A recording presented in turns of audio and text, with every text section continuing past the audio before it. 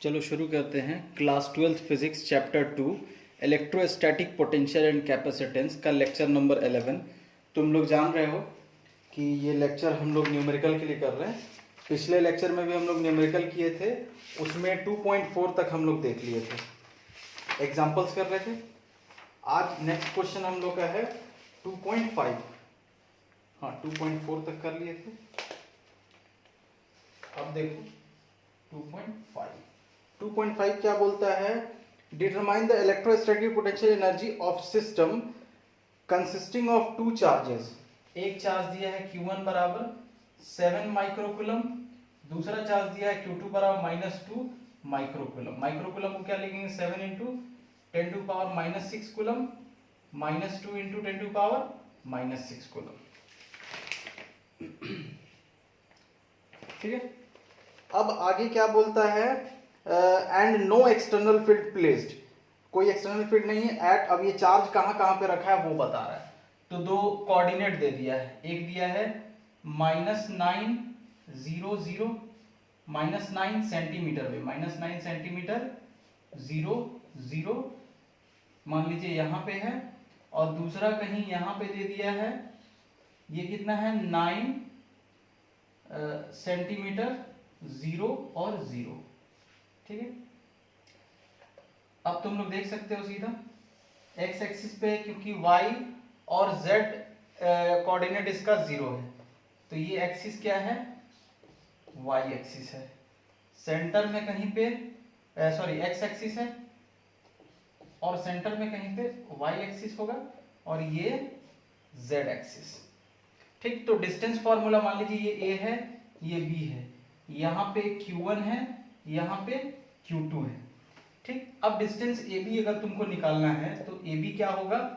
AB हो जाएगा √ formula लगा लो कोऑर्डिनेट वाला, x2 माइनस x1 का whole square plus y2 minus y1 का whole square plus z2 minus z1 का होल स्क्वायर। देखो हम लोग यहाँ डायरेक्ट बता सकते हैं कि AB बराबर 18 है, 18 सेंटीमीटर, मतलब 0.18 मीटर।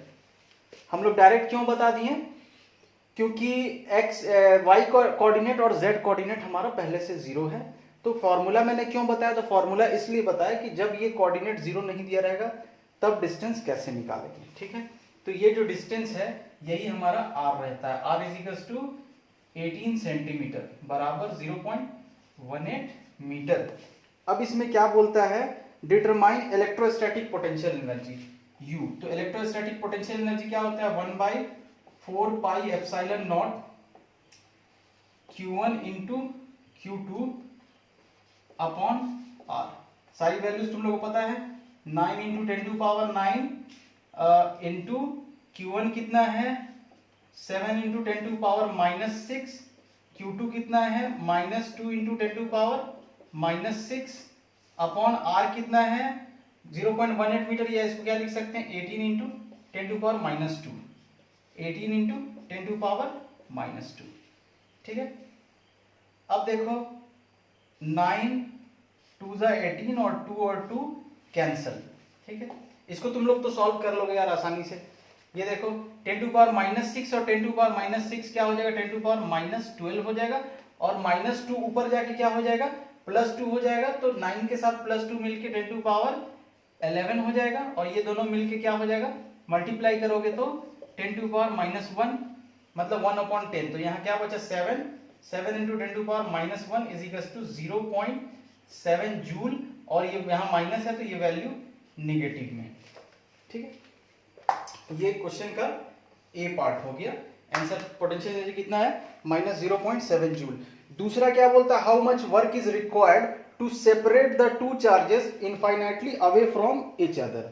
मतलब दोनों चार्ज को क्या करना है? इनफाइनाइटली अवे कर देना है। तो देखो एक तरीके से ऐसा ही बोल के मैं समझाऊंगा, और दूसरा तरीका सॉल्व करके बताऊंगा। तो बोलने वाला तरीका पहले समझो। इन दोनों चार्ज, ये दोनों चार्ज आपस में बंधे हुए हैं किस एनर्जी के कारण? तो बोलेंगे -0.7 जूल के कारण। ये मजबूरी है, -0.7 जूल, इसी के कारण ये दोनों बंधे हुए हैं। अब अगर हम इन लोग को +0.7 जूल दे देंगे तो ये क्या हो जाएगा, ये जो मजबूरी था एनर्जी का वो खत्म हो जाएगा, एनर्जी जीरो हो जाएगा, तो इन लोग इनफाइनाइटली दूर भाग जाएंगे।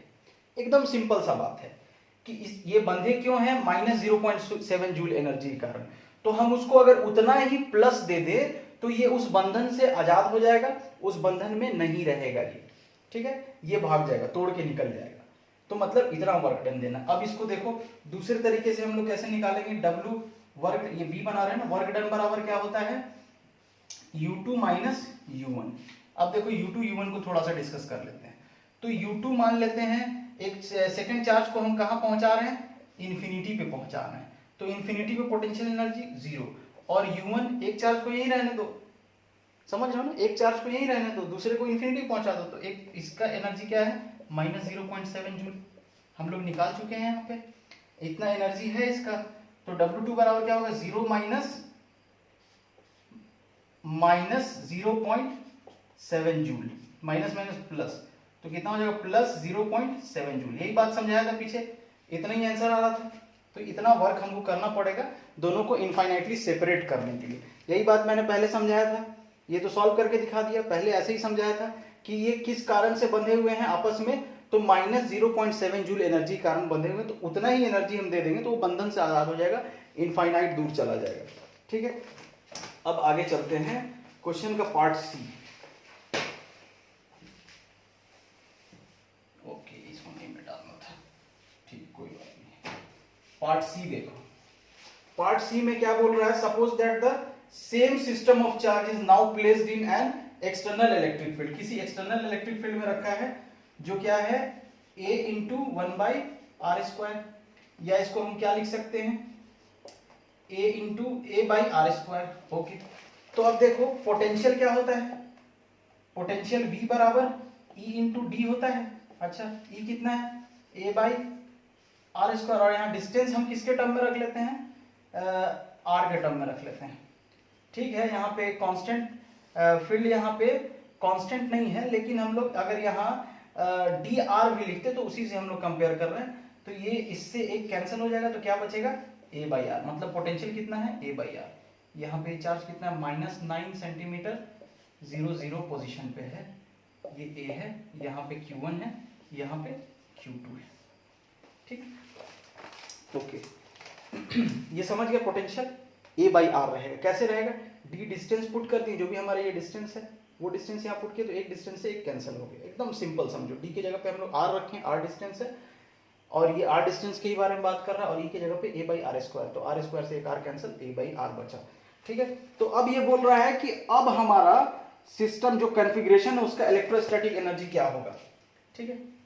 तो पहले तो डायरेक्ट तुम लोग निकाल लिए थे, अब देखो क्या होगा, अब होगा क्या है, हाँ, potential energy of system in external field. तो देखो पहले हम लोग Q1 चार्ज को अगर हम लोग लाएंगे, सबसे पहले अगर हम लोग फर्स्ट वाले चार्ज को लाएंगे, तो देखो पोटेंशियल एनर्जी क्या होता है, वर्क डन, V बराबर क्या होता है, W/Q0, या W बराबर Q0 इंटू V। अब इसी को हम लोग क्या लिख देते थे, UR, पोटेंशियल एनर्जी किसी डिस्टेंस R पे, तो उसी डिस्टेंस पे हमको पोटेंशियल चाहिए, तो हम लोग net potential energy total in external field, in presence of external field लिख लेना, मैं वो सब लिख नहीं रहा हूँ, थोड़ा लंबा हो जाएगा वीडियो, वो सब तुम लोग लिखते चलना, in presence of external field. तो क्या हो जाएगा, Q1 ला रहे हैं, ठीक, वहां पे पोटेंशियल क्या है, V R1 पोजीशन पे, ठीक है, फिर प्लस Q2 लाइए आप, Q2 लाइए, फिर V R2, Q2 देखो Q1 कहाँ आ रहा है, इधर से हम लोग Q1 ला रहे हैं, ये वाला चार्ज इस पोजीशन पे, इसको हम लोग मान लिए R1, ये पोजीशन ना, ये R1 है, और Q2 ला रहे हैं उधर इनफाइनाइट से हम यहाँ पे, एक्सटर्नल इलेक्ट्रिक फील्ड समझ गए, ओरिजिन से देख रहे हैं, डिस्टेंस दिया है यहाँ पे इलेक्ट्रिक फील्ड, तो ये क्या हो जाएगा, R2, ये R1, ये R2, मतलब यहाँ का पोटेंशियल, यहाँ का पोटेंशियल, तो दोनों का पोटेंशियल से चार्ज में मल्टीप्लाई कर पोटेंशियल एनर्जी ऐड कर लिए, एक्सटर्नल फील्ड में दोनों को लाने में ये पोटेंशियल एनर्जी होगा, ठीक। अब प्लस इन दोनों चार्ज का क्या होगा, तो इन दोनों चार्ज का पिछले बार हम लोग निकाले हैं 1/4πε0 Q1 Q2/r², ठीक है, समझ आ रहा है। ये चीज समझ आ रहा है ना तुम लोग को कि पहला चार्ज को लाएं तो एक्सटर्नल इलेक्ट्रिक फील्ड था तो उसके कारण पोटेंशियल ये हम लोग थ्योरी में कर चुके हैं। दूसरा चार्ज लाएं तो उसके कारण पोटेंशियल ये पोटेंशियल एनर्जी। फिर पहला को एक्सटर्नल के अपोजिट में लाएं, अपोजिट लाएं, फिर दूसरे चार्ज को लाएं, फिर जब दोनों चार्ज भी तो एक दूसरे का कुछ पोटेंशियल एनर्जी होगा जो पिछले बार निकाले वो ये है। अब यहाँ वैल्यूज पुट कर दो तो देखो Q1 को लिख दो, Q1 की वैल्यू तुम लोग को पता है 7 × 10⁻⁻6 VR1। अब VR1 तुम लोग कैसे लिखोगे तो V की वैल्यू क्या है A/R। तो अब यहाँ R क्या पुट करेंगे ये वाला, समझ रहे हो ना, R1 यही है ना, ओरिजिन से देखो ना, ये R1 ये R2, तो ये कितना है 9, -9 तो रखेंगे नहीं डिस्टेंस, तो इसको क्या रखते हैं 9 × 10⁻², प्लस फिर A की वैल्यू पुट करना। A कितना दिया है क्वेश्चन में, इसमें बताया है कि ये जो गिवन है इसमें A की वैल्यू इसने बता दी है कि A की वैल्यू, एक मिनट, 9 × 10⁵ कूलम पर मीटर स्क्वायर। A की वैल्यू यहाँ पुट कर दोगे। अब उसके बाद यहाँ देखो Q2 कितना है -2, तो प्लस माइनस माइनस हो जाएगा 2 × 10⁻⁻6। अब VR2, तो VR2 क्या होगा, पोटेंशियल क्या है A/R, तो A रखो A और R2 का डिस्टेंस क्या होगा ये वाला डिस्टेंस R2 ये वाला, तो ये भी 9 है डिस्टेंस, इधर वाला भी -9 तो मतलब डिस्टेंस 9 लेंगे, इधर वाला +9 तो भी डिस्टेंस 9 लेंगे, तो 9 × 10⁻², ठीक है। फिर उसके बाद इसकी वैल्यू पिछले बार तुम लोग निकाल चुके हो -0.7 जूल, फर्स्ट पार्ट यही था। अब इसको तुम लोग सॉल्व करोगे तो ये आ जाएगा, ये 70 आ जाएगा तुम्हारा, ठीक है, ये 20 आ जाएगा, जो भी है इसको लिख, हाँ ठीक है, एक काम करते हैं लिख देते हैं, ये 70 आएगा, ये -20 आएगा और -0.7, आंसर हमारा फाइनली 49.3 जूल आ जाएगा आंसर। समझ गए, नोट कर लो इसको, ये समझ आया ना। हम लोग पहले ही पोटेंशियल निकाली है कि A/R होगा, तो A तो फिक्स है कि A इतना होगा, R क्या है तो हम जिस डिस्टेंस का बात करेंगे, तो जब हम पॉजिटिव चार्ज इधर कहीं उस साइड कहीं इन्फिनिटी से ला रहे थे तो ये ओरिजिन से डिस्टेंस देखो इतना, अब जब हम निगेटिव चार्ज ला रहे थे तो ओरिजिन से डिस्टेंस देखो इतना, और दोनों डिस्टेंस तो सेम है इसीलिए दोनों में 9 रखे हैं। ये निगेटिव में, लेकिन डिस्टेंस निगेटिव में हम लोग नहीं रखते हैं, ठीक है। ये हो गया, इसको मिटा लेते हैं। 2.5 का तीनों पार्ट हो गए। सारे क्वेश्चंस को अच्छे से समझते जाओ, थोड़ा जल्दी जल्दी करा रहा हूँ कि वीडियो लेंदी नहीं बने। अब 2.6 देखते हैं। 2.6 में क्या बोलता है, a mole of substance has a permanent electric, a mole बोल रहा हूँ, अ मॉलिक्यूल ऑफ सब्सटेंस का डाइपोल मोमेंट दिया है, तो क्या लिखा जाए, डाइपोल मोमेंट ऑफ, एक मॉलिक्यूल का दिया है 1 मॉलिक्यूल बराबर कितना है 10 × 10⁻⁻29 कूलम मीटर, ठीक है। बोलता है a mole of this substance polarized, मतलब हम लोग एक डाइपोल मोमेंट ऑफ 1 मॉलिक्यूल, एक मॉलिक्यूल का दिया है, एक मोल के बारे में बात करते हैं। तो अब एक मोल में कितना मॉलिक्यूल होगा, तो नंबर ऑफ मॉलिक्यूल्स इन 1 मोल कितना होता है, एवोगाड्रो नंबर के बराबर होता है 6 × 10⁻23, ठीक। तो अब हम लोग क्या निकाल लेंगे, dipole moment of 1 mole. 1 mole का डाइपोल मोमेंट क्या होगा, इसको मान लेते हैं हम लोग P से डिनोट करते हैं, P बराबर DM लिख रहा हूं, dipole moment of 1 molecule into number of molecules in 1 मोल। एक मोल का डाइपोल मोमेंट पता है, एक मॉलिक्यूल का डाइपोल मोमेंट पता है, यहां देखो एक मॉलिक्यूल का डाइपोल मोमेंट दिया है इतना, हमको एक मोल का डाइपोल मोमेंट चाहिए क्योंकि एक मोल जो है वो पोलराइज हो रहा है, ठीक है। तो एक मोल का डाइपोल मोमेंट कितना होगा, तो एक मॉलिक्यूल का जितना है उसमें से एक मोल में जितना मॉलिक्यूल होता है उसका मल्टीप्लाई कर देंगे। तो dipole moment of one molecule to 10 to power -23 cm into 6 into 10 to power ये 29 है ना, -29 ये 23, ठीक है। तो ये तुम्हारा कितना आ जाएगा 6 into 10 to power -6 coulomb metre. ये समझ रहे हो ना हम लोगों ने क्या किया, डाइपोल मोमेंट एक मॉलिक्यूल का दिया था इतना है, अब बोल रहा है, बात कर रहा है एक मोल के बारे में। तो एक मोल में एक मोल पोलराइज हो रहा है, तो एक मोल में हम लोग देखेंगे कितना मॉलिक्यूल होता है। देख लिए हम लोग एक मोल में इतना मॉलिक्यूल होता है एवोगाड्रो नंबर के बराबर। अब जब डाइपोल मोमेंट हमको एक मॉलिक्यूल का पता है तो हम एक मोल का निकालेंगे। तो dipole moment of one mole क्या होगा, तो डाइपोल मोमेंट एक मॉलिक्यूल का, डाइपोल मोमेंट एक मॉलिक्यूल का into number of molecules in one mole. One mole में जितना नंबर ऑफ मॉलिक्यूल होगा उससे मल्टीप्लाई कर देंगे। क्यों मल्टीप्लाई करेंगे, क्योंकि हमको डाइपोल मोमेंट एक मोल का चाहिए। उम्मीद करते हैं ये तुम लोगों को समझ आया हो, नहीं समझ आया तो रिपीट कर करके देखो, समझ आ जाएगा। अब आगे क्या बोल रहा है, बाई अप्लाइंग स्ट्रॉन्ग इलेक्ट्रोपोलराइज कर रहे हैं, क्या लगा के strong by applying strong electrostatic field. Strong electrostatic field लगा रहे हैं, मतलब ई दे दिया है, कितना दिया है 10 टू पावर 6 वोल्ट पर मीटर, ई दे दिया है, ठीक है। बोलता है the direction of field is suddenly changed. अचानक से हम लोग क्या करते हैं, डायरेक्शन ऑफ फील्ड चेंज कर देते हैं। मतलब मान लीजिए पहले जीरो था, इनिशियली अगर जीरो था तो फाइनली हम उसको चेंज करके कितना बोल रहा है 60 डिग्री कर रहे हैं। Estimate the heat released by substance in aligning dipoles. क्या एस्टिमेट करना है हमको कि हीट कितना रिलीज हुआ, लॉस हुआ। जब डाइपोल 60 डिग्री आएगा फिर अलाइन करने की कोशिश करेगा ना, तो अलाइन करने में कितना लॉस हो रहा है, ठीक है, न्यू डायरेक्शन में।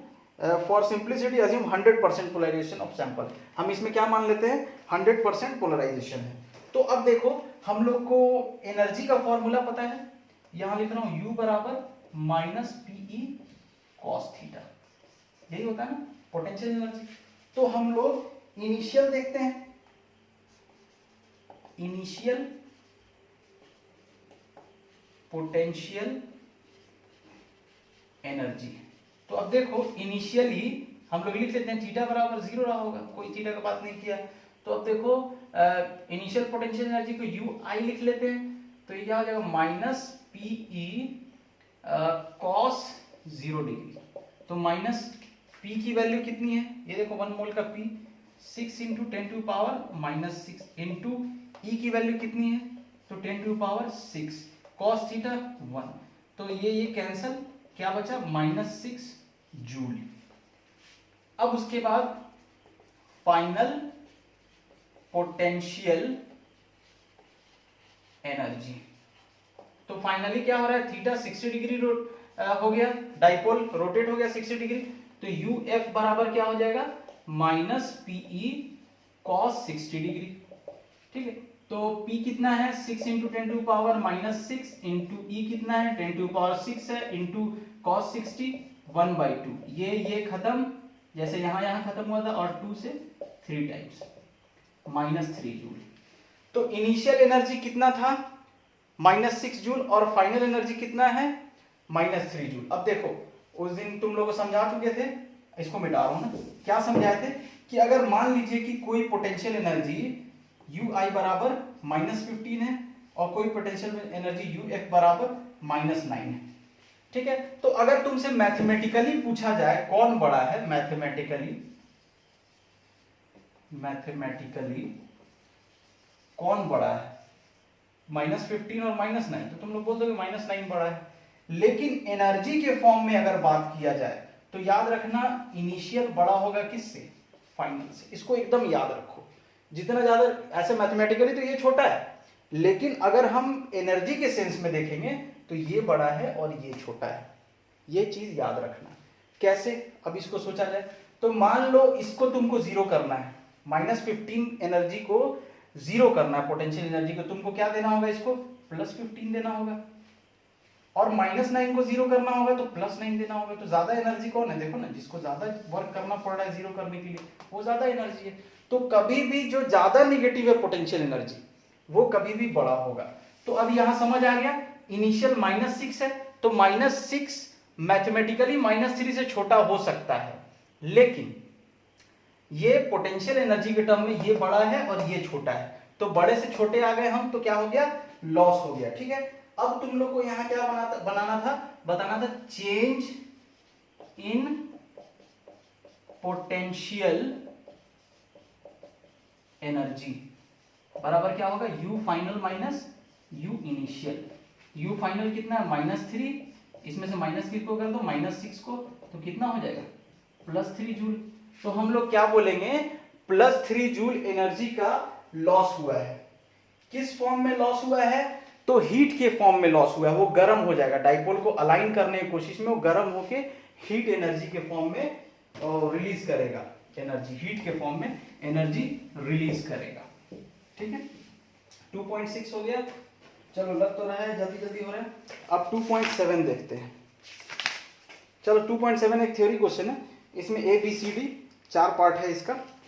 तो ए पहले क्या बोल रहा है, ए बोलता है कि अगर तुम कंघी को अपने सूखे बाल में अगर डालते हो, ठीक है, और उसके बाद कंघी को निकाल के पेपर के छोटे छोटे टुकड़े से अगर के पास ले जाते हो तो वो उसको खींच लेता है। ठीक, तो क्यों खींच लेता है, तो हम लोग बोलेंगे कि कंघी हम जब सूखे बाल में डालें तो वहां फ्रिक्शन हुआ, तो फ्रिक्शन के वजह से क्या हुआ, वहां चार्ज आया, चार्ज इंड्यूस हुआ और मतलब पोलराइज हुआ, और वो पोलराइज चार्ज क्या किया, कागज के टुकड़े को वो पोलराइज करके खींच लिया, सटा लिया। इसी में ए में ही दूसरा बोलता है कि अगर आपका बाल गीला रहेगा तो क्या रहेगा, मान लीजिए आप बारिश में भीग गए, नहा के निकले, तो हम इसका जवाब ये है कि जब बाल गीला होगा, आ रहे हैं, हाँ, तो जब बाल गीला होगा तो फ्रिक्शन नहीं होगा, ज्यादा फ्रिक्शन होगा ही नहीं, लगभग बोल सकते हैं, तो फ्रिक्शन नहीं होगा तो चार्ज भी इंड्यूस नहीं होगा। चलो ठीक है, नेक्स्ट आगे बढ़ते हैं। बोलता है कि ऑर्डिनरी रबर जो है वो इंसुलेटर होता है, ठीक है, but special type of special rubber tyres of aircraft, ठीक है। अब ये बोलना चाह रहा है बी में क्या बोल रहा है कि एरोप्लेन में जो टायर है, रबड़ जो है हमारा नॉर्मली वो तो हमारा इंसुलेटर होता है, लेकिन जो एरोप्लेन में हम लोग टायर डालते हैं, रबड़ डालते हैं, उसको हम लोग थोड़ा कंडक्टिंग बनाते हैं, ठीक है, थोड़ा सा कंडक्टिंग बनाते हैं, एरोप्लेन के टायर को कंडक्टिंग बनाते हैं। क्यों बनाते हैं पूछ रहा है, इसका रीजन बताओ। तो तुम लोग ये बोलना इसमें कि जब एरोप्लेन उड़ने से पहले जब जमीन पे चलता है तो चक्का जो है वो रोड से घिसता है, घिसेगा तो फ्रिक्शन होगा, और जब फ्रिक्शन होगा तो क्या होगा, स्टैटिक इलेक्ट्रिसिटी आएगा, टायर पे चार्ज एक्यूमुलेट हो जाएगा, और जब चार्ज एक्यूमुलेट हो जाएगा टायर पे तो चिंगारी निकल सकता है, स्पार्क हो सकता है। तो स्पार्क से बचने के लिए हम लोग क्या करते हैं कि हम लोग चाहेंगे चार्ज एक्यूमुलेट नहीं हो, तो उसके लिए हम लोग टायर को थोड़ा सा कंडक्टिंग बना देते हैं, जिसके वजह से चार्ज ट्रांसफर हो जाता है, ठीक है, फ्लो करके चला जाता है। फिर अब सी पोर्शन पूछ रहा है कि ठीक है, जो व्हीकल इनफ्लेमेबल फ्लूइड जो हमारा क्या है, इनफ्लेमेबल मटेरियल लेके जाता है, जैसे कोई किसी ट्रक में तुम लोग देखे होंगे पेट्रोल लेके जा रहा है, किसी ट्रक में पेट्रोल लेके जा रहा है, तो उसमें टायर के पीछे में मेटेलिक वायर ऐसा लटकाया रहता है जो जमीन से रगड़ाते रहता है, रोड को टच करते रहता है और बहुत इरिटेटिंग सा आवाज निकालता है, ठीक है, कभी ध्यान देना। तो वो क्यों करता है, तो इसका जवाब है कि सेम रीजन जो एरोप्लेन के लिए था। देखो, जब वो टायर में भी सटा रहता है और जमीन में भी टकराता है, जब रोड पे ट्रक का टायर ऐसा ऐसा घिस रहा है, जब फ्रिक्शन हो रहा है तो वहां भी स्टैटिक इलेक्ट्रिसिटी होगा, वहां भी चार्ज एक्यूमुलेट होगा, चार्ज वहां पे भी टायर पे जमेगा, तो इसीलिए हम लोग कंडक्टिंग वायर लगा देते हैं ताकि उसके थ्रू चार्ज जो है वो ट्रांसफर होता रहे। अगर नहीं ट्रांसफर करेंगे तो फिर वही स्पार्क होगा, चिंगारी, आग लग जाएगा पेट्रोल में पूरा, इसीलिए। अब डी बोलता है, अच्छा चलो ये तो ठीक है, डी बोल रहा है कि अगर एक चिड़िया जो है वो हाई टेंशन वायर पे बैठती है, एक चिड़िया बैठ गई बिजली के तार पे, तो उसको कुछ नहीं होता है, लेकिन हम बैठते हैं तो हमको क्यों होता है। तो देखो, मान लो ये वायर है, इस पे कुछ भी चिड़िया बैठा दो, बहुत गंदा डायग्राम, ये चिड़िया है, खैर जो भी है, खतरनाक चिड़िया, तुम लोग मजाक उड़ा दोगे, चलो कोई बात नहीं, मजाक उड़ा लो, ठीक है। तो ये चिड़िया है, अब चिड़िया जब बैठी है तो यहाँ कोई पोटेंशियल डिफरेंस नहीं, लेकिन वही अगर हम लोग नीचे से खड़े होके एक इंसान बना दिया जाए और ये इंसान का ऐसा हाथ पैर बना दो। इंसान अगर इस वायर को छूता है तो होता क्या है, ये हायर पोटेंशियल है और जमीन पे लोअर पोटेंशियल है, तो डिफरेंस इन पोटेंशियल के कारण यहाँ से चार्ज फ्लो होकर नीचे आने लगता है, जिसके कारण वो हम लोग को सब पूरा ब्लड सेल ये सब सबको जला देता है। ठीक है, हम लोग आग लग जाता है, हम लोग मर जाते हैं। तो ये जवाब है उसका कि यहाँ कोई पोटेंशियल डिफरेंस नहीं है, लेकिन यहाँ पे पोटेंशियल डिफरेंस है क्योंकि हम लोग ग्राउंड को टच किए हुए हैं।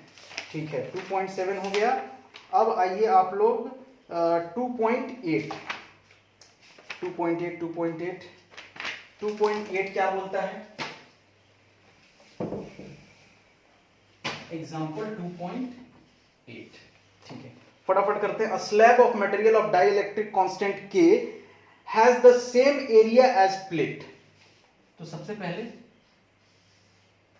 ये कैपेसिटर बना लिया, मान लीजिए इसका एरिया A है तो इसका भी एरिया A है। ठीक है, आगे बोलता है प्लेट्स पैरेलल प्लेट कैपेसिटर है बट थिकनेस इज, तो इसमें हम लोग एक डाइइलेक्ट्रिक स्लैब डाल रहे हैं, डाइइलेक्ट्रिक स्लैब डाल रहे हैं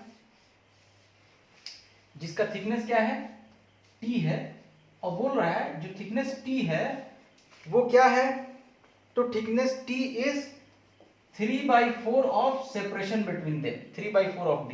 इन दोनों के बीच का सेपरेशन कितना है, D है, इसका 3/4 है ये। ठीक है, 3/4 थोड़ा और बड़ा होगा, ठीक, कोई बात नहीं, समझ जाओ। चलो, इधर पूरा प्लस वाला है, इधर माइनस, मतलब अंदर में लिखाता है, इतना तो तुम लोग समझते हो। Where D is the separation between plate, ठीक है। How is the capacitance change when slab is inserted between plates? तो अब हम लोग एसएल अरोड़ा में, एनसीईआरटी में तो इसका प्रूफ नहीं था, एसएल अरोड़ा में जब हम लोग निकाले थे तो हम लोग लाए थे कैपेसिटेंस इज इक्वल्स टू क्या आया था, शायद एप्सिलॉन नॉट ए अपॉन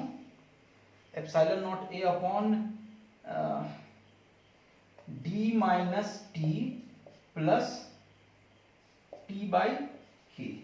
तो इसमें बस हम लोग क्या पुट कर देंगे, टी बराबर कितना है, डी बाई टी बराबर 3D/4। तो इसमें पुट करो, तो epsilon not a upon D minus 3D/4 plus 3D/4 के हो जाएगा, है ना, टी की जगह पर पुट कर दोगे तो अब ये कितना हो जाएगा, एप्सिलॉन नॉट ए। अब अगर तुम d माइनस 3D/4 करोगे तो ये कितना हो जाएगा, d/4। इसको सॉल्व करके, अरे भाई 3D/4, 4 का यहाँ multiply 4d minus 3D/4 is equals to d/4। ठीक है, d/4 आ गया प्लस 3D/4k।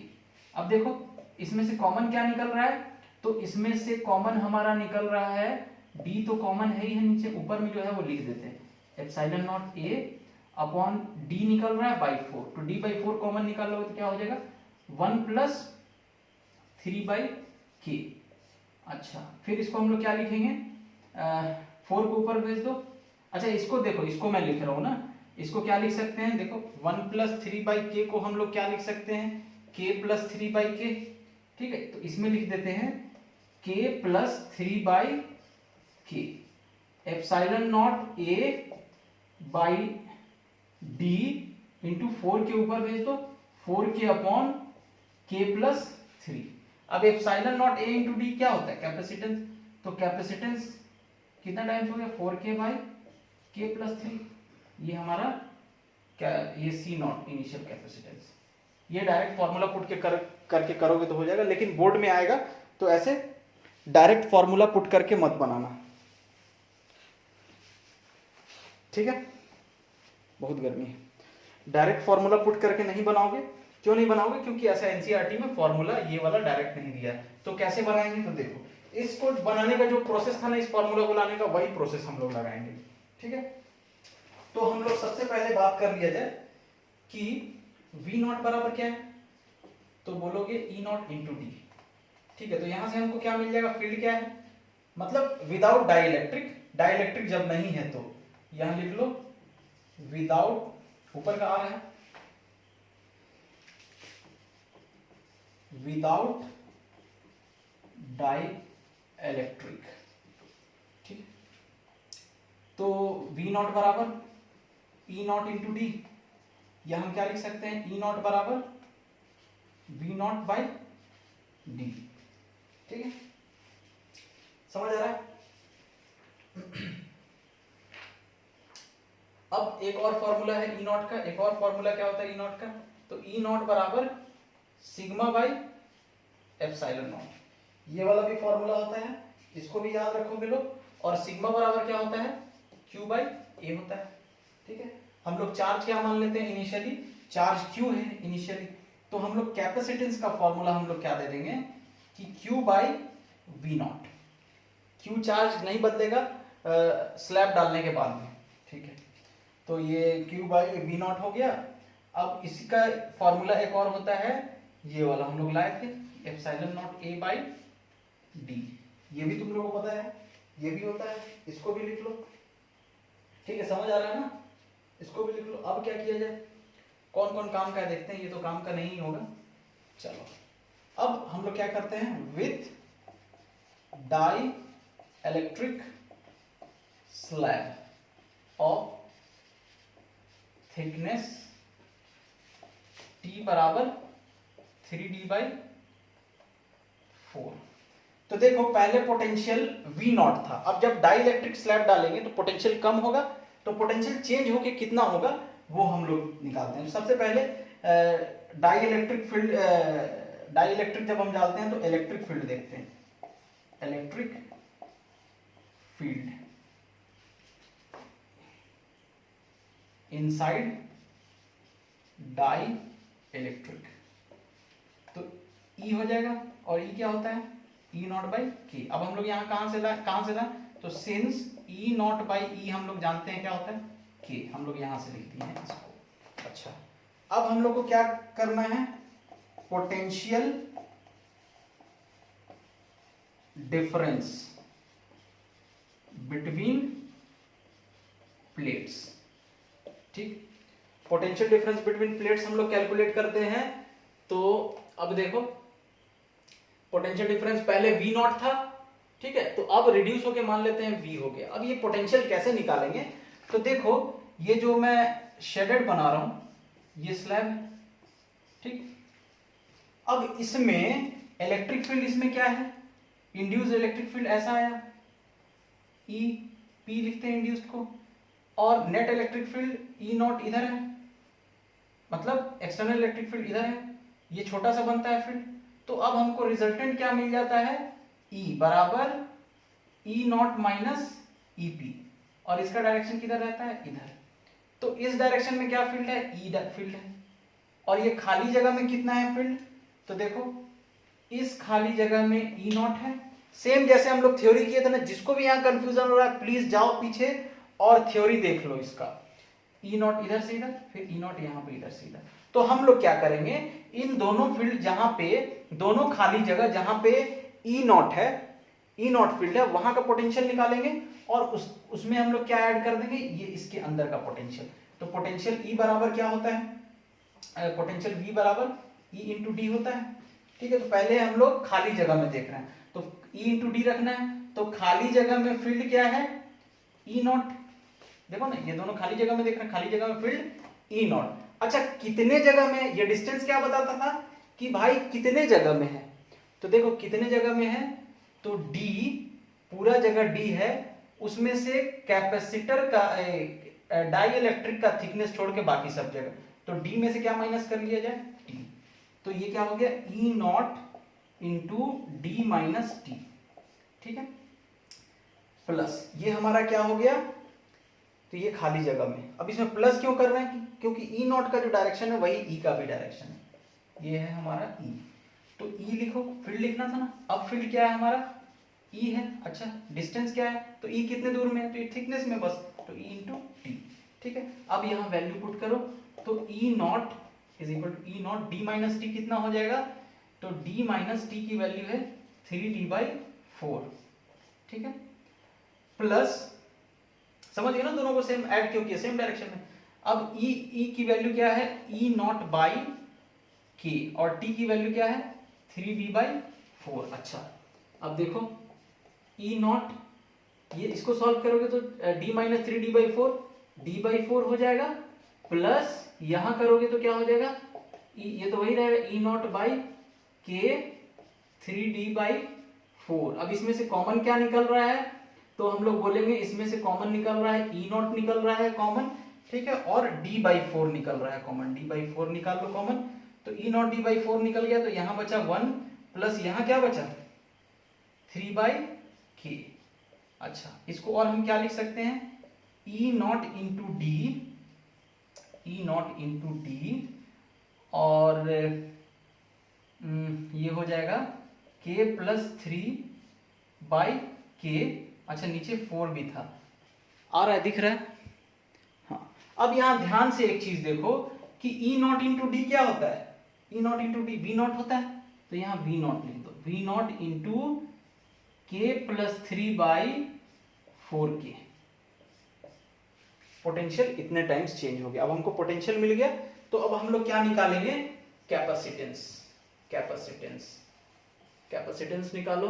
तो पहले कैपेसिटेंस मान लो सी नॉट था, तो अब कैपेसिटेंस सी हो जाएगा, क्या होगा, क्यू बाई वी होगा, क्यू बाई वी होगा, क्योंकि हम लोग पहले पढ़ चुके हैं कि चार्ज के साथ कोई छेड़खानी नहीं होगा, कैपेसिटर डालो तो भी वही चार्ज रहेगा प्लेट पे, कैपेसिटर नहीं डालो तो भी वही रहेगा चार्ज, ठीक है। और ये पहले पोटेंशियल वी नॉट रखे थे एक्सटर्नल फील्ड का, अब पोटेंशियल वी रखे हैं, ये वाला वी जो निकाले हैं यहाँ, ये पोटेंशियल रख रहे हैं कि जब डाई इलेक्ट्रिक डालने के बाद पोटेंशियल चेंज होगा, चार्ज तो चेंज नहीं होगा, पोटेंशियल चेंज होगा, तो वो पोटेंशियल हमको रखना है। तो ये क्या हो जाएगा, Q बाई, इसकी वैल्यू रखो वी नॉट के प्लस थ्री बाई फोर के, फोर के ऊपर चला जाएगा, हम इसको क्या लिखेंगे, इधर वाला सेक्शन हो चुका है, इसको हटाओ, तो Q बाई वी नॉट लिखो अलग, Q by V naught four के ऊपर भेज दो, तो into four K by K plus three, तो Q बाई वी नॉट देखो क्या था, सी नॉट, तो हम क्या लिख देंगे, सी not into four K by K plus three, देखो सेम आ रहा है। तो कैपेसिटेंस क्लियरली दिख रहा है, बढ़ जाएगा इतने टाइम्स, पहले ये था, नया कैपेसिटेंस क्या होगा, पहले का इतना टाइम्स बढ़ जाएगा, देख रहे हो ना, नीचे वाला बढ़ा है कि ऊपर वाला, ऊपर वाला बढ़ा है, तो ये कैपेसिटेंस बढ़ जाएगा, ठीक है। इसको नोट कर, 2.8 हो गया, दो क्वेश्चन और 2.9 2.10।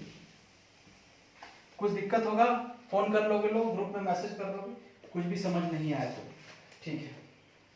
2.9 में अब एक नेटवर्क दे दिया, उसको सॉल्व करना है। यहां भी एक कैपेसिटर डालो, यहां भी एक कैपेसिटर डालो, यहां भी एक कैपेसिटर डालो, ठीक है।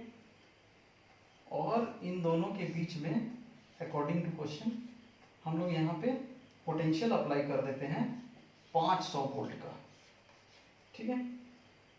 यहाँ माइनस क्यू, यहाँ प्लस क्यू, अच्छा वो छोड़ो, ये लिख लो minus minus minus plus plus, ठीक है।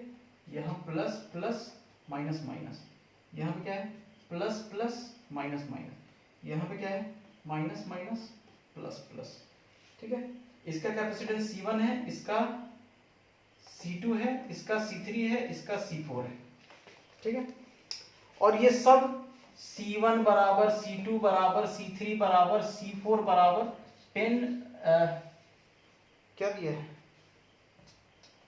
10 माइक्रोफैराड, ठीक है। माइक्रो का वैल्यू जानते हो तुम लोग, हाँ, तो माइक्रोफैराड के फॉर्म में रहने देते हैं। अब इसमें पूछ रहा है पहला A, the equivalent resistance of capacitance, equivalent resistance निकालना है। अब देखो मैंने तुम लोग को एक टेक्निक बताया था, फिर से बता रहा हूँ, आप एक इनिशियल पॉइंट देख लीजिए, एक फाइनल पॉइंट देख लीजिए। अब किसी भी एक रास्ते से आप चलिए, एक रास्ते से हम चले, अब यहां से दो रास्ता बट गया, दो रास्ता बट गया ना, तो अब ये दोनों रास्ते को हम देखेंगे कहीं एक जगह जाके मिल रहा है, बिल्कुल मिल रहा है, ये सीधा यहां जाके मिल जा रहा है और ये इधर से घूम के आके मिल रहा है। तो याद रखना, कभी भी टेक्निक याद रखना, कोई एक रास्ता आया और वो दो रास्ते में बट गया, और एक रास्ता इधर ऐसा घूम घूम के कहीं से भी होके यहाँ इस पॉइंट पे कहीं पहुंचा, और ये यहाँ से सीधा यहाँ पहुंच गया, जैसे भी पहुंचे, तो ये ऊपर वाला रास्ता और नीचे वाला रास्ता पैरेलल होगा। रास्ता बोलने का मतलब हम लोग कैपेसिटेंस से, ठीक है। तो अब यहाँ सिंपल सा दिख रहा है, एक रास्ता ये है और दूसरा रास्ता ये है, तो ये पूरा इसके साथ पैरेलल में है। तो हम लोग क्या बोलेंगे, इसको नेमिंग कर देते हैं ए बी सी डी, समझ गए। तो अब लिखो तुम लोग कि capacitances C1 C2 and C3 are in series. ये देखो ये तीनों एक साथ है, एक रास्ता ये, एक रास्ता ये। तो अभी हम इस रास्ते को नहीं देख रहे हैं, अभी हम इस रास्ते में चल रहे हैं, ठीक है। तो हम लोग जब इसमें चलते हैं तो हम क्या देखते हैं, ये देखो सीरीज में, ये रास्ते में जो तीनों कैपेसिटर सीरीज में। तो सीरीज में क्या होता है, इक्विवेलेंट कैपेसिटेंस मान लेते हैं C डैश, तो 1/C1 plus 1/C2 plus 1/C3 बराबर कितना हो जाएगा, 1/10 प्लस 1/10 प्लस 1/10। तो 1/C डैश बराबर 3/10, तो C डैश बराबर 10/3 माइक्रोफैराड। अब इसको हम लोग सिंपल बना लेंगे इस डायग्राम को, इन तीनों को हम लोग इससे रिप्लेस कर देंगे। एक मतलब ये तीनों की जगह पे हम लोग तीनों का सीरीज मिला के एक बना लिए ना, तो हम लोग एक कैपेसिटर बना लिए यहाँ, इसका कैपेसिटेंस C डैश है जो तुम लोग निकाल चुके हो। फिर नीचे में दूसरा कैपेसिटर है, ये क्या है C4, कुछ साइन वाइन नहीं लिख रहा हूं मैं, याद रखना। अब इसके बीच में 500 वोल्ट डाल दिए हम लोग, ठीक। चलो अब देखो, अब ये दोनों कैपेसिटेंस किस में है, तो ये दोनों कैपेसिटेंस पैरेलल में है। तो हम लोग क्या लिखेंगे, C dash and C4 are in parallel. तो इक्विवेलेंस रेजिस्टेंस, तो पैरेलल में रहता है तो तुम लोगों को पता है क्या होता है, C बराबर दोनों जुड़ जाता है। रेजिस्टेंस का जस्ट उल्टा है, देखो ना, यहाँ सीरीज में था तो रेसिप्रोकल ऐड हुआ, अब पैरेलल में रहेगा तो ये सब बता चुका हूं मैं, प्रूफ करके दिखा चुका हूं। तो C dash plus C4, C dash कितना है 10/3 प्लस C4 कितना है 10, इसको ऐड करोगे तो कितना हो जाएगा 40/3। तो हमारा आंसर आ गया 40/3 माइक्रोफैराड आ गया इक्विवेलेंट कैपेसिटेंस, ठीक है। तो ये A सॉल्व हो गया। अब हमको B पूछा है, B क्या पूछा है, the charge on each capacitor, her capacitor पे चार्ज निकालना है, ठीक है। चलो इसको मिटा दिया जाए, चार्ज ऑन ईच कैपेसिटर। इस डायग्राम का भी अब जरूरत नहीं है, इसका जरूरत है। अब देखो, अगर हम लोग करंट की बात करें तो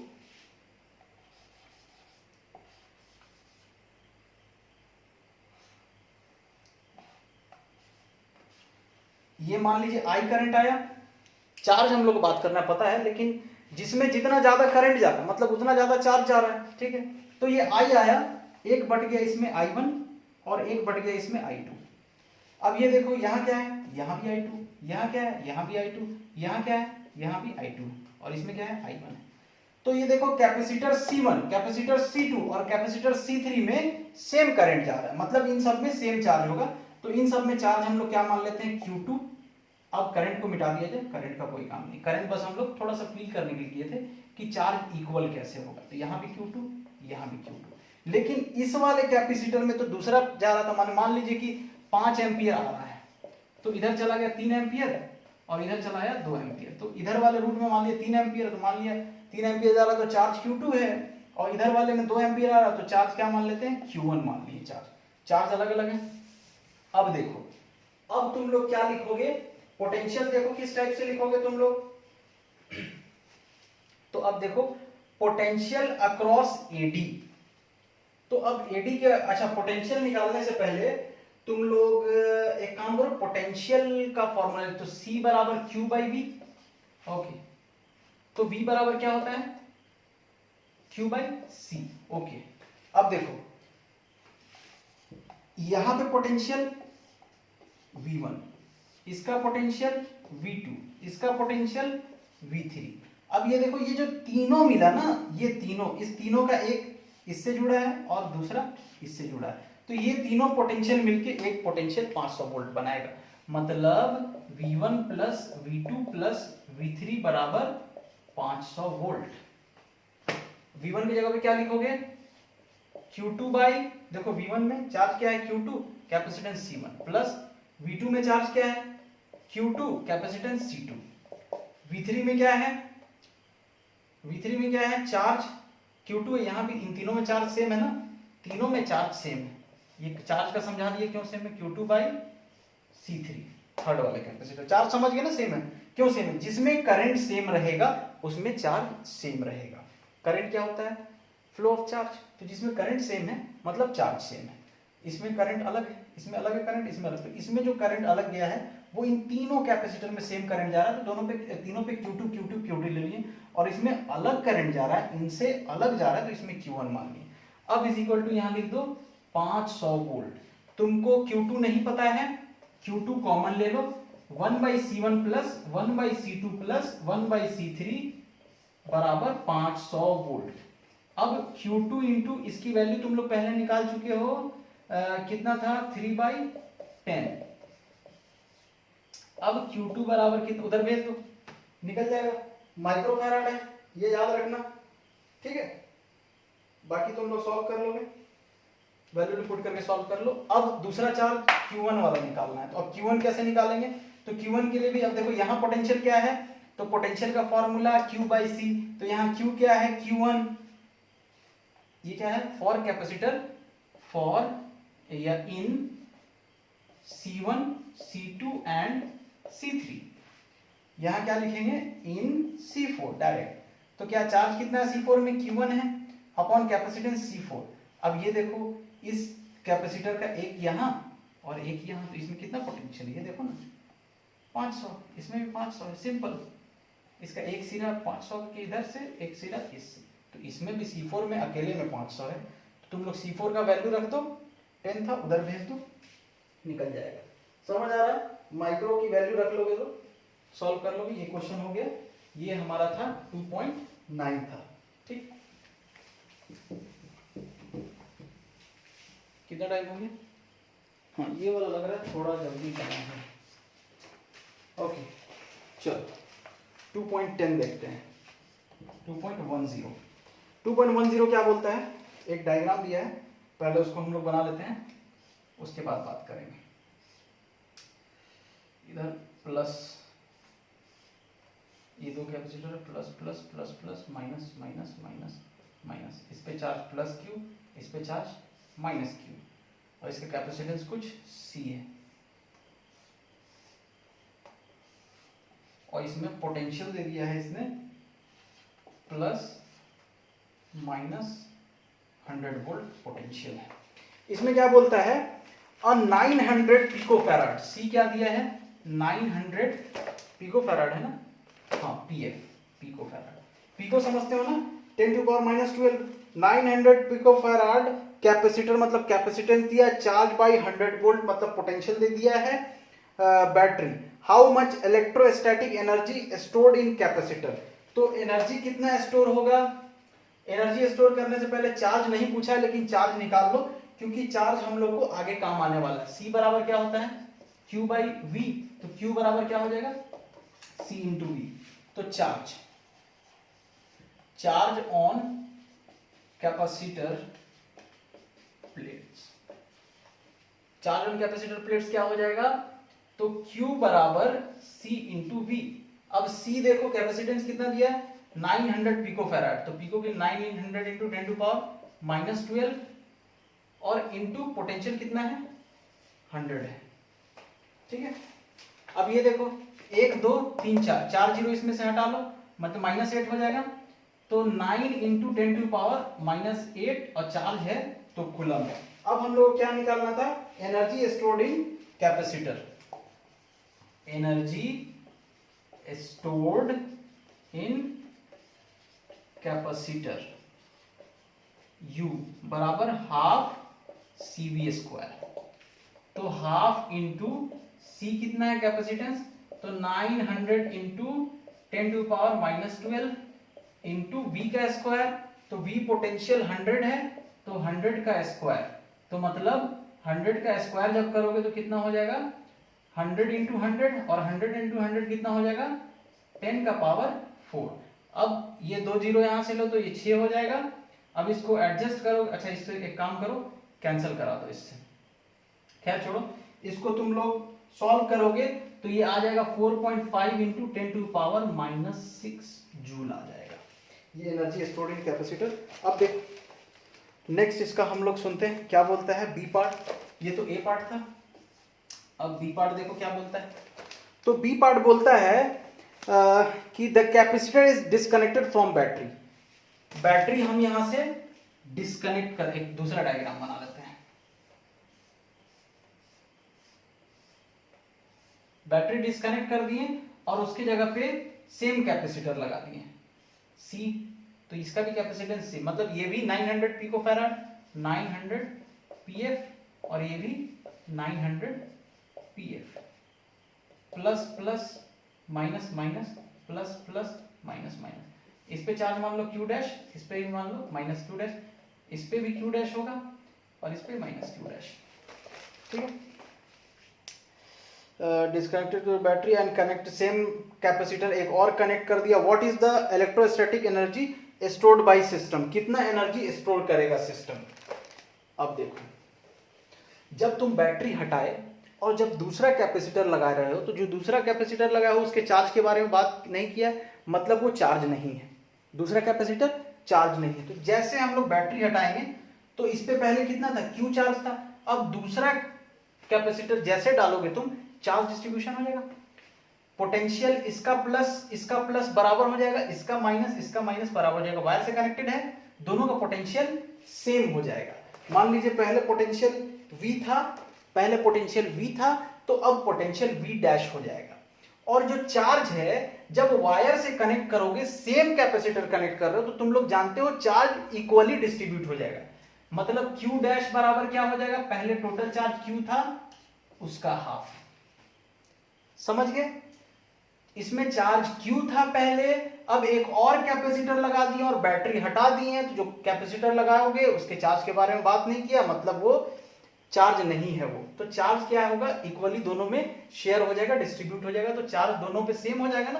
कितना होगा Q/2 पहले कहा, तो पोटेंशियल कितना होगा, तो पोटेंशियल भी जो था दोनों का पोटेंशियल, मान लीजिए 10 था पोटेंशियल, तो दोनों का प्लस प्लस बराबर हो गया, दोनों का माइनस माइनस बराबर हो गया। इसका मतलब क्या है कि पोटेंशियल 5 बट गया दोनों में, तो पोटेंशियल भी क्या हो जाएगा पहले का हाफ, पहले जो भी पोटेंशियल था उसका हाफ हो जाएगा, ठीक है। और चार्ज, अच्छा चलो नया चार्ज Q डैश का एक और Q बराबर CV होता है ना, तो Q डैश बराबर क्या हो जाएगा CV डैश, कैपेसिटेंस तो नहीं बदलेगा। अब हम लोग को इस केस में क्या निकालना है, एनर्जी स्टोर्ड इन कैपेसिटर, ठीक। तो अब एनर्जी हम लोग क्या मान लिया जाए, टोटल एनर्जी ऑफ सिस्टम। अच्छा एक काम करते हैं, इसको टोटल लिखते हैं, टोटल एनर्जी। टोटल एनर्जी क्यों, क्योंकि दो कैपेसिटर है तो दोनों की एनर्जी को ऐड कर देंगे। तो एनर्जी का फॉर्मूला हम लोग क्या क्या जानते हैं, एक हाफ CV² होता है और एक हाफ QVB होता है, ठीक है। तो हम लोग हाफ QV वाला फॉर्मूला हम लोग यहाँ पे यूज करने वाले हैं। तो एनर्जी मान लीजिए नया एनर्जी क्या हो गया U डैश हो गया, तो U डैश बराबर क्या हो जाएगा, ऊपर वाले कैपेसिटर का एनर्जी क्या होगा हाफ, लिख लो इसको हाफ Q डैश नया चार्ज और V dash, half Q dash V dash, ठीक है, प्लस हाफ दूसरे वाले का भी वही होगा Q डैश V डैश। ये समझ रहे हो ना क्यों हो रहा है, मैंने बताया था, तुम लोग करके दिखाया था, जाके अच्छे से वीडियो देखो, अगर नहीं देखे हो तो सीरीज में रहे या पैरेलल में रहे कॉम्बिनेशन कैपेसिटर का, उनका पोटेंशियल एनर्जी ऐड ही होता है, जाके देख लो। अब ये दोनों सेम है, दोनों का पोटेंशियल एनर्जी सेम, क्योंकि दोनों पे सेम चार्ज सेम पोटेंशियल, तो ये क्या हो जाएगा 2 × 1/2 Q डैश V डैश। अब अगर हम लोग वैल्यू पुट करें तो 2 × हाफ क्या हो जाएगा, Q डैश की वैल्यू बताओ, Q डैश क्या था Q/2, V डैश क्या था V/2, ठीक। अब Q और V की वैल्यू रख दो, ये 2 से ये 2 कैंसिल, तो 1/4 इंटू Q की वैल्यू कितनी थी, Q की वैल्यू निकाले थे तुम लोग, ये देखो यहां निकाले हो, 9 into 10 to power -8 into V की वैल्यू 100, 4 से इसको कैंसिल करा दो, ये कितना होगा 25। तुम लोग इसको सॉल्व करोगे तो ये आ जाएगा 9 5 जा 45 का 5 बचा 4, 9 2 जा 18 और 18 और 4 22 इंटू 10 टू पावर -8, इसको क्या लिखेंगे 2.25 into 10 to power -10 joule energy है, तो जूल लिख दोगे 2.25। कुछ गलत कर दिए क्या हम लोग? हाँ, 2 पॉइंट अगर यहाँ लगाएंगे तो ओके, इसमें ऐड होगा, तो ये 8 में से 2 कम हुआ है, देखो ना यहाँ पॉइंट यहाँ नहीं है, पॉइंट हम लगा रहे हैं, तो यहाँ +2 आ जाएगा, तो ये 8 + 2 -6 हो जाएगा, इतना जूल आंसर हो गया। ठीक है, क्या लिखता है, thus in joining from A to B no charge is lost, क्या बोलता है, no charge is lost, the final energy is only half the initial energy।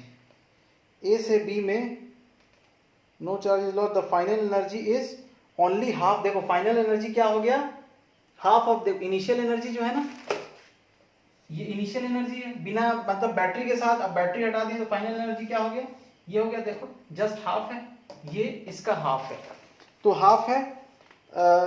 क्या बोलता है, where has remaining energy gone, remaining energy कहाँ गया, तो remaining energy जो है वो लॉस हुआ किस फॉर्म में, हीट के फॉर्म में लॉस हुआ और इलेक्ट्रोमैग्नेटिक रेडिएशन के फॉर्म में लॉस हुआ। चलो ठीक है, ये वीडियो यहीं क्लोज करते हैं, नेक्स्ट वीडियो में तुम लोग से मिलेंगे, अब एक्सरसाइज हम लोग सॉल्व करेंगे अनसॉल्व। ठीक है, थैंक यू।